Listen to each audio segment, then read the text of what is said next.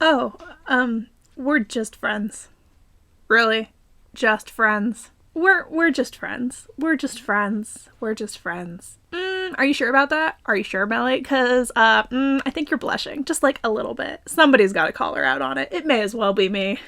Hey guys, welcome to Chapter 9 of the Castor Saga. If you're new here, just letting you know, spoiler alert, this is Chapter 9. We got about 8 videos before this and the prologue. By the way, if you haven't seen the prologue, go check it out because it's really cool and it gives you a whole description of all the forests. It's my favorite thing, so just go look. It's super cool. Anyways, warning, there's some pretty gory stuff in the beginning of this chapter.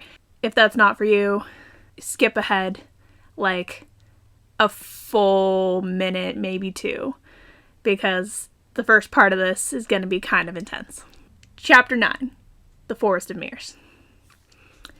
A gory sight greeted them as they saw that off the tracks, one on each side, the boys' bodies had been skewered on sharp-pointed burnt tree stakes.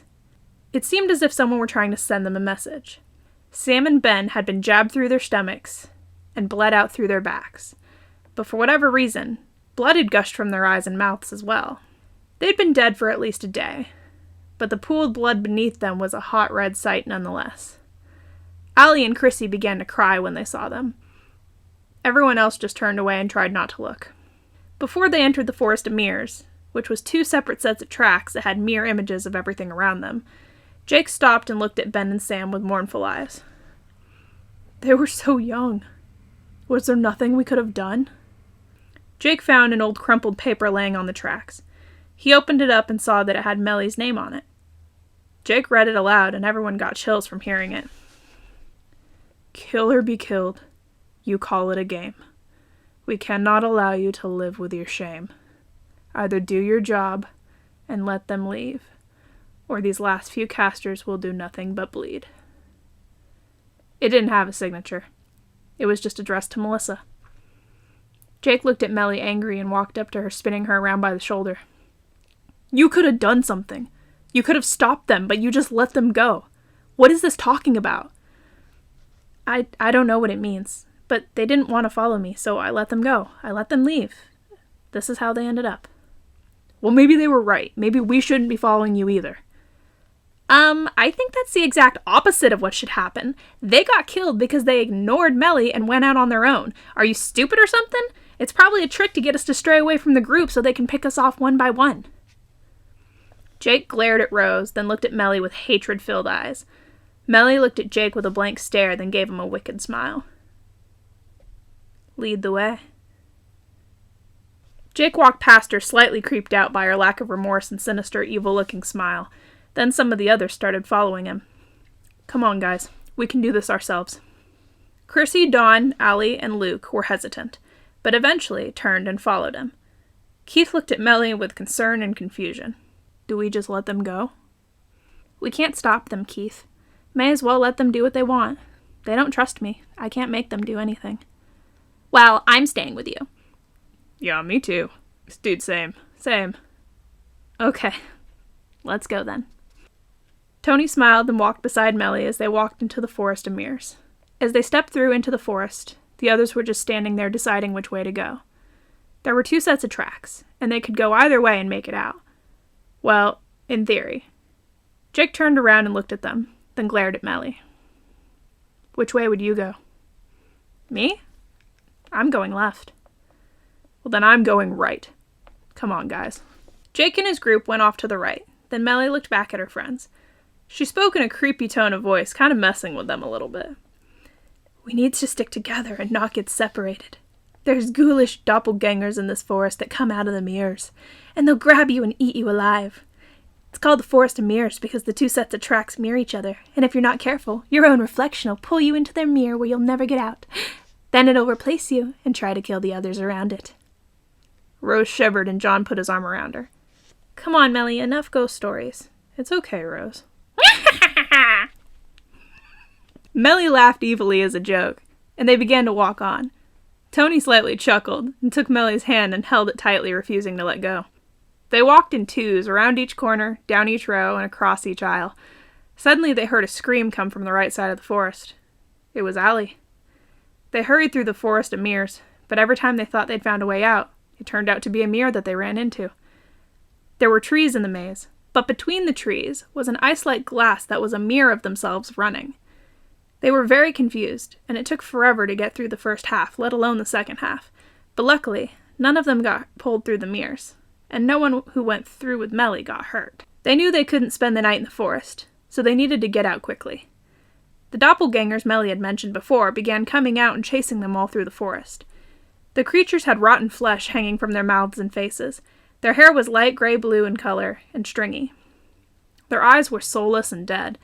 Meli and her friends held on to each other, and all made it out without getting replaced or killed by one of the creatures. They left the forest terrified, and they set up a quick little fire and drank some of the soup reserves they had in their bags. Luckily, conjuring water wasn't an issue, but by now, they were beginning to feel the stress that this trip was putting on their bodies, as well as their minds. When nightfall came, Jake and his group came running out of the forest in tears. Chrissy and Dawn ran over to Meli as Luke and Jake stumbled out cut to shreds. They sat at the fire, and Meli and John jumped up to help. "What happened? Where's Allie?" "They got her. The monsters, they took Allie away. They almost got me, too." John came over and began healing Jake's injuries. Luke had a cut on his head, so Meli tried healing that up as well. Meli sat back down beside Tony, and Tony glared over at Jake. "You were right. We need to stick together, and now they got Allie, too." Luke glared at Jake and walked away from him. "I'll never forgive you for that, you know." Jake sighed, then got up and slowly wobbled over towards Melissa. Tony stood up between Jake and Meli, and looked at Jake with a look of disgust. "I was wrong. I'm sorry." "So? You expect us to just trust you again?" "No, I don't expect you to trust me." Jake glanced at Meli as she stood up beside Tony. "But I know she will." Meli smiled and touched Tony's arm as he stepped back and she stepped up to Jake. "Oh, really now?" "Yes. I don't know how, but you know. I can't explain it. You just know everything that's going to happen, and you know what I'll do if you trust me again.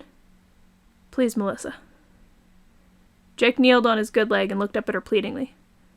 "Please." Meli smiled and nodded as he stood up in front of her. "Thank you. So, if I may ask, how do you know?" Meli smiled at Tony, then looked back at Jake with a mischievous kind of smile. Tony had the same look on his face that Meli did, and Jake was kind of spooked by it. "What? How do you know?" Meli kind of smirked and moved her fingers through the air in front of him. "Magic." Meli turned, walking around behind Tony. "So then, what's next?" I don't know. Rest for the night, I guess. Tomorrow should be a fun day." "What do you mean, Melissa?" "Tomorrow we don't have a super scary trial. Tomorrow we're going through the Forest of Dreams. Tonight you should all have wonderful dreams, and then tomorrow you'll see them before your eyes." "How do you know that?" "Like I said. Magic." They all gathered around the fire and slowly swayed in and out of their dreams. Later that evening, Luke was sitting close to the fire staring deeply into it when Meli walked over and sat down beside him. "Hey, you doing okay?" "Yeah. Why wouldn't I be?" "Well, Allie was your partner, wasn't she? And you lost her today." "Yeah. I'm fine, though." "Really?" "No. Not really." "Yeah, I figured. Need a friend?" "I just have to get to the end. I don't want her to have died in vain. Allie was a selfless, beautiful person. Unlike Jake, who is arrogant and kind of rude. And Allie and I have known each other since we were kids." "And you loved her?" Luke paused and looked down at his hands and glancing at her before returning his eyes to the fire. "Yeah. And I never told her." "It's okay. She knows." Luke smiled as Meli stood up and put a hand on his shoulder, then turned to walk away. Luke turned and spoke quietly to stop her, but without the others hearing him. "Wait, Meli?" "Yeah?" "I know Tony's your partner, but are you and him, you know?" "Are he and I what? Like, together?" "We didn't know each other before meeting at the train station, if that's what you mean." "No, like, Is he your boyfriend? Are you a couple? Meli laughed, slightly embarrassed by the way Luke thought of her and Tony, but she wasn't completely opposed to that idea. It simply wasn't the truth. What? Me and Tony? Oh, we're just friends. Luke gestured for Meli to sit, and she sat beside him smiling. Why do you ask? I know a bit about Castor behavior myself. Allie and I studied what we could find about it when we were younger. My mother was a Castor. Okay. Meli smiled as he talked, and she listened attentively to what he said. I know that awakened Castors behave differently from other people. I just noticed Tony's behavior with you and wondered if you'd noticed or just weren't paying attention. I guess I hadn't really noticed. How does he act around me? Well, I've been watching. I don't mean to be creepy or anything. Meli laughed and shook her head. No, I understand. He's very protective of you, and yet he knows you can take care of yourself very easily. He's come a long way on this little journey. He cares for you. Well, I knew that. He's my partner. I know that, but it's more than that. Tony's not used to all this like most of us are, so he probably doesn't know what his emotions and feelings mean. Luke, let me ask you a question. Why do you care? Luke was quiet for a second. Then he smiled up at Meli with a dazed-over look in his eyes. I know you and Tony will make it out. We all know it. You're the perfect team. Shadow and Nature Castors, a male and a female, who care about each other. There's nothing you two won't be able to do, especially if he masters his skills. Meli and Luke turned and looked behind them and saw Tony down the tracks a little ways, bouncing purple energy from his own body between his hands. He really had been practicing and improving. Tony was so graceful when he moved, which was incredible since he barely knew what he was doing. He was bouncing the energy he'd formed in his hands like a ping-pong ball, and his hands were the paddles. Meli smiled as he quickly grabbed the purple ball of energy and threw it up high above his head. It flew way up in the sky, and then popped, and the energy rained down on him like dust. Tony smiled at his own abilities, and then walked back over to lay down. He saw Meli and Luke watching him, and kind of waved before sitting down and laying back. Meli and Luke turned back to the fire, then glanced at each other. Don't tell me you can't see the power within him. It's raw, untamed, and he has a wild heart like you. He's almost a natural at it. Combine that with your knowledge and natural skill, and who knows what you two are capable of. Meli giggled, then smiled at Luke with sinister eyes. You scared, Luke? Not scared. Just a little jealous, maybe. Meli smiled and stood, then patting him on the back. Well, that's a Normo emotion. Leave that behind, Luke. You're a Castor now. Hey, Meli? Meli turned back facing him with a smile. Yes. Thanks. You're welcome. Get some sleep, Luke. Tomorrow's the Forest of Dreams, and you've got to go to sleep if you want to dream. Luke nodded as Meli walked over by Rose and Tony and laid down between them. She faced Tony, and he opened his eyes and smiled at her. Hey. Hi. You doing okay? Who? Luke. Oh, yeah. He's just still a little shocked, I think. We were talking about you. Tony smiled and propped himself up on his arm, looking down at her kindly. His head tilted a little like a curious child. Really? What about me? Meli laid on her arm, resting her head as she smiled up at him. Just how gifted you are. He said he's slightly envious of how quickly you're picking this stuff up, considering you didn't know anything about it before the train. True, but I've had a good teacher. He winked at her, and she rolled her eyes, but smiled at him as he kind of laughed quietly, then laid back down, resting his head on his arm, smiling at her. I haven't taught you much. Yes, you have. You've taught me everything I know. Besides, more than anything, you taught me to believe in myself, to not be afraid, especially of the magic around us. I guess. She laid her head down, then closed her eyes a moment, then looking back up at him. You know, Meli, just being around you makes me and everyone else stronger.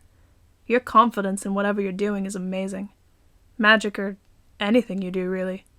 You sang on the train without a single insecurity. You danced with me, which I absolutely loved, by the way. Meli slightly giggled and nodded as she spoke. Well, I'm Glad you enjoyed it. It's not a matter of confidence or insecurity, though. I simply have a rule about that too, you know? What is it? Rule number 10. If you feel like singing, sing. Without a care in the world who might be watching. The same rule applies for dancing and casting and everything else. It doesn't matter if you're any good at it, as long as you enjoy doing whatever the activity is. That's a good rule. Should have known someone as brilliant as you would never care what anyone thinks about her. And you are brilliant, Meli. She blushed slightly, and he reached over, laying his hand over the back of her own beside her face. She smiled at first, but then her smile vanished as her expression turned to concern. Meli, what's wrong? Nothing, just thinking. Tony scooted closer to her and whispered quietly so no one else would hear them. Meli, the person who's after you, whoever they are, they're not going to get you. You know that, right? I know that, Tony, but I'm starting to think it's less of someone trying to get me and more of the forest's natural defense against dark-hearted casters. Why would the forest go after you specifically? If you haven't noticed, I'm not exactly like everyone else. Maybe not, but so what? So, in a way, I'm kind of cheating. I know what's going to happen, Tony. Meli, I know you don't want to hear this, but you're wrong.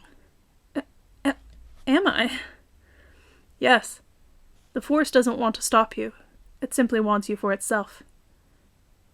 I guess that's one way to look at it. I won't let it take you, Meli, I promise. Thank you, Tony. But partners or not, it's not me you should be worried about. Either way, tomorrow's happy-go-lucky day, right? Yes. The Forest of Dreams? Well then, it should help everyone relax and refocus, including you, right? Yes, I suppose so. Good. So quit worrying like I know you are, and sleep. Tony poked her nose and rolled over onto his back, laying with his head resting on his left arm and his right arm over his eyes. Fine. But for the record, not everyone can be as nonchalant about dying as you are, Tony. Tony raised his right arm and glanced at her with a smile. No, but you can. Meli smiled and closed her eyes, laying there quietly. He wasn't wrong. Good night, Tony. Good night. Everyone was quiet, as were the woods around them, until someone had to say something, breaking the silence. Eej's voice was heard all around their camp. Good night! Everyone laughed, then turned over, going to sleep, and remaining that way until morning. The next morning, though, everyone was buzzing about the amazing dreams they'd had that previous night. Rose said a handsome prince came and took her away. Luke said he saw Allie, and that she was alive and happy, dancing through the trees. Keith said he was in London, and got to see his aunt and sister who had died when he was young. Each kept talking about all the food he saw and how amazing it all was. Meli had told them that their dreams would, in a way, come true in the next forest, and everyone was super amped to get up and get going. Meli asked Tony what his dream had been, but he wouldn't tell her. She bugged him about it for what seemed like 30 minutes, but had really only been about 10. Tony didn't want her to know, and she was very insistent that he tell her, but he stopped their conversation when Jake walked over to everyone, and his eyes were all red as if he'd been crying. Jake? You okay, man? Yeah, I'm fine. Are you sure? Did you have a bad dream? No, Jake smiled as his eyes filled up with tears again. I saw my mother. She left us when I was young. I saw her, and she said she loved me and that she was proud of me. Oh, Jake. Meli stepped forward and hugged him, and he hugged her tightly as his eyes seemingly melted in the tears that fell from them. Tony took a deep breath in, hearing that, and put a hand on his shoulder. I know what that'd do to me. Oh, yeah? Meli stepped back and looked at both of them. Yeah. My mom left when I was young, too. I'm sorry. Tony shrugged and smiled, shaking his head slightly. Then he patted Jake on the back. It's fine. I'm hoping to see her again in the Garden of Lily. Oh, I see. Your mom actually left. Mine died, Tony. Oh, I'm sorry, man. It's fine. She was happy. She was smiling. Maybe I'll see her by the end of the trials, too. Tony and Meli were both startled by that, as if he were ready to die. They didn't say a word, though. They just both smiled and hugged him, then motioned him to come with them. Let's go, guys. Everyone walked down the tracks happily. Chrissy and Dawn were dancing down the tracks, skipping and smiling and laughing as they went. Rose laughed and joined them, then looked back at Meli. Come on, Meli! Meli kind of laughed and ran forward with the girls skipping and spinning and dancing down the tracks as the guys walked behind them. The guys laughed watching the girls as they danced around being silly. Luke and Jake were beside each other and they talked as they walked.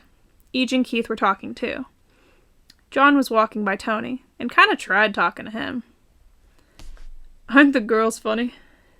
Yeah, they're pretty cute. You don't really talk much, do you, Tony?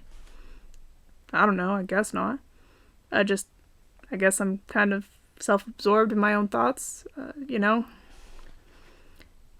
About that time, Jake spoke up. I wouldn't call you self-absorbed. Tony turned, walking back and looking at Jake. Oh yeah? What would you call me then? Jake's smile was kind, and he shrugged, trying to be friendly. Oh, just deep in thought, maybe? You seem like a creative person. You still have your guitar? You remember my guitar? Of course we do. Yeah, you were playing it on the train. Not something you see on a daily basis. So, do you still have it? Yeah, it shrunk down in my bag. So you're a musical person, creative, I imagine. You're not so much self-absorbed. You just daydream often, don't you think? Yeah, I guess so. And we all know what he's daydreaming about. John turned Tony around and pointed inconspicuously at Melissa. Melissa? Why would I be daydreaming about her? Oh, come on, Tony. You're telling us you never think about her as anything besides just a casting partner? Tony didn't respond. He just looked away as all the guys laughed and teased him. John threw an arm over his shoulder and laughed. Don't worry, you're not alone. I think about Rose all the time. We're just giving you a hard time. Tony shrugged and smiled, neither admitting it nor denying it, then looked forward at the girls again. Luke watched Tony as he shied away from them and walked ahead a little bit. You ain't too social, are you, Tony? Tony turned around again, looking at John, and walked backwards. Oh, it's not that. Meli called to Tony from over with her friends. Meli had her own music player, and she was playing it loudly through Dawn's speaker. Hey, Tony, come dance with us. Yeah, come on, Tony. Tony looked at the guys and shrugged, then ran up by the girls. He remembered what Meli had said about Rule 10, and it actually helped him loosen up and dance with her more. Meli grabbed his hand and he spun her around as he wandered down the tracks with the girls. I don't get him sometimes, but at least he's pretty chill. Luke spoke in an assured tone of voice. I get him. Do you, Luke? How so? Don't you get it? He's a lone wolf, and apparently a ladies' man. Luke pointed at Tony, and the other guys looked forward as he danced with the girls and acted silly with them. The guys laughed and walked forward to join them. That guy has no shame. What's there to be ashamed of? If I was him, well, I'd do just about anything Meli asked me to. Agreed. Yeah, ditto, dude. The guys ran up by the others, and Meli motioned for them to come join them. Rose danced with John, and Keith and Jake danced with Chrissy and Dawn. Eej and Luke were just being silly as they walked down the tracks. The sun was shining bright all around them, and it made them all feel a little better about walking through certain death. They had a break to relax and just be young and dumb, but that would end soon as they approached the next forest. The Forest of Dreams was beautiful, but was for sure a more serious environment. Finally, they approached the forest, and Meli made a hand motion, stopping them. Guys, we're here. And that concludes Chapter 9. Thank you very much for listening. If you haven't already, subscribe below, and until next time, love you all. Bye.